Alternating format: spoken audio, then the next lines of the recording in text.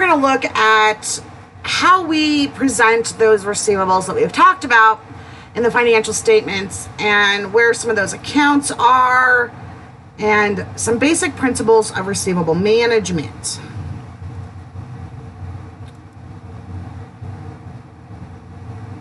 Each of the major types of receivables should be identified in the balance sheet or in the notes to the financial statements. As you can see here, we have the different receivables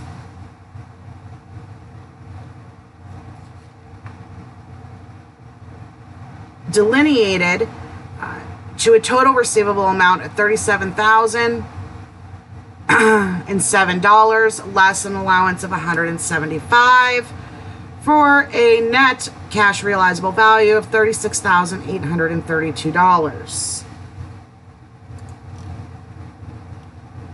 Short-term receivables are reported in the current assets section of the balance sheet below short-term investments. These assets are nearer to cash and are thus more liquid. Both the gross amount of the receivables and the allowance for doubtful accounts should be reported. Bad debt expenses are reported underneath the selling expense in our operating expense section of our income statement. Interest revenue would be shown under other revenues and gains in the non-operating section of the income statement. And if a company has significant risk of uncollectible accounts or other problems with their receivables, it is required that they discuss this possibility in the notes to the financial statements.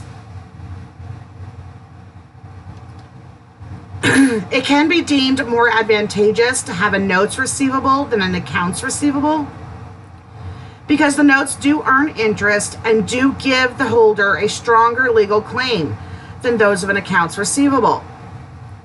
Additionally, notes receivables are negotiable instruments and can be transferred to another party by simple endorsement.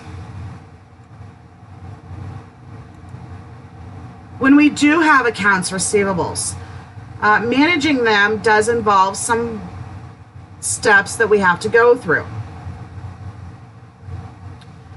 There is determining who we need to extend credit to, establishing a pay period, monitoring collections over time, evaluating the liquidity of those receivables,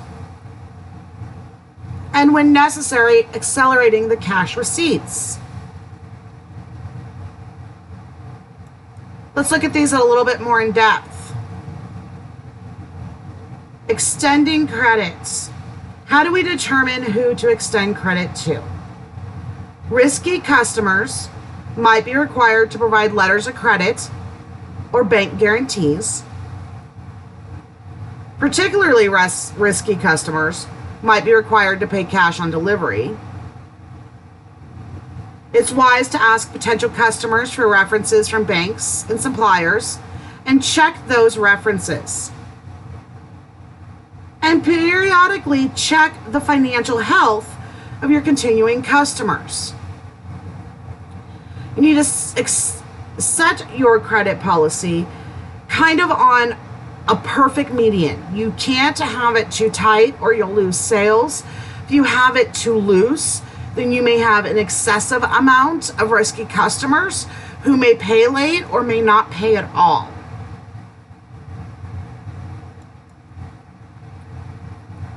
So here we have some information about how bad information can lead to bad loans. Go ahead and pause the video so you have time to read this and think about how this may have contributed to some of the issues we saw with the financial crisis of 2008. Secondary, we have to establish what our pay periods are.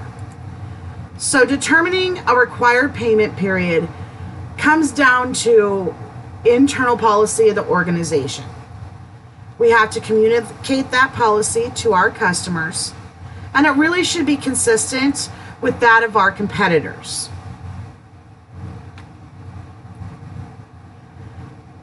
As we have extended credit, it's important to monitor our collections by preparing an accounts receiving schedule monthly, pursuing problem accounts with phone calls, letters, or legal actions if necessary, and making special arrangements for potential problem accounts. Significant concentrations of credit risks must be discussed in the notes of our financial statements. So it's really important that we follow our credit policy, that we extend credit appropriately. Here's a little bit of examples of notes to financial statements regarding a large portion of sales on accounts receivable that belong to a relatively small group of customers. Please feel free to hit pause to peruse this a little bit more.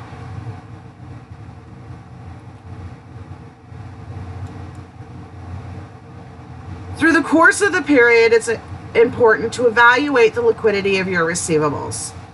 Liquidity is a measure of how quickly certain assets can be converted into cash.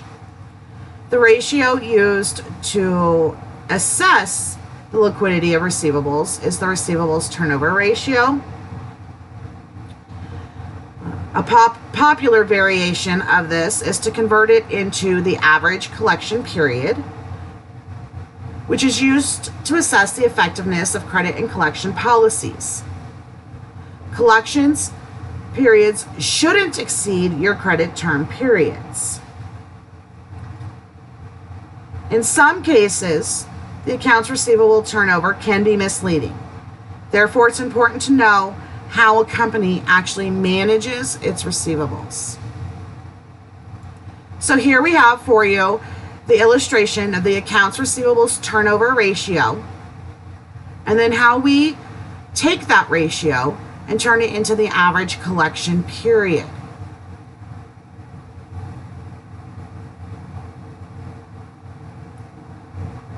Now, it may become necessary to accelerate your cash receipts. As credit sales and receivables have grown in size and significance, the normal course of events has changed. There are two common expressions that apply to the collection of receivables. Time is money. That is, waiting for the normal collection process costs money.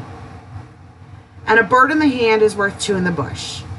That is, getting the cash now is better than getting it later or not at all. There are three reasons for the sales of receivables. The size of the receivables may cause the company to sell them because it may not want to hold such a large amount. In recent years, for competitive reasons, sellers, such as retailers, wholesalers, and manufacturers, often have provided financing to purchasers of their goods. The purpose is to encourage the sale of the company's products by assuring financing to their buyers. Receivables may be sold because they may be the only reasonable source of cash. When credit is tight, companies may not be able to borrow money in the usual credit markets, or the cost of borrowing might be prohibitive. And then finally, a reason for selling receivables is that billing and collections are really time-consuming and costly.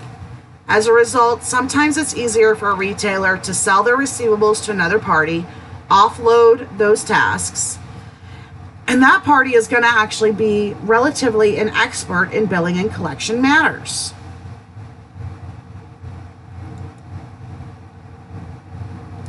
Here we have a nice little graphic for you to show you the basic managing of receivables.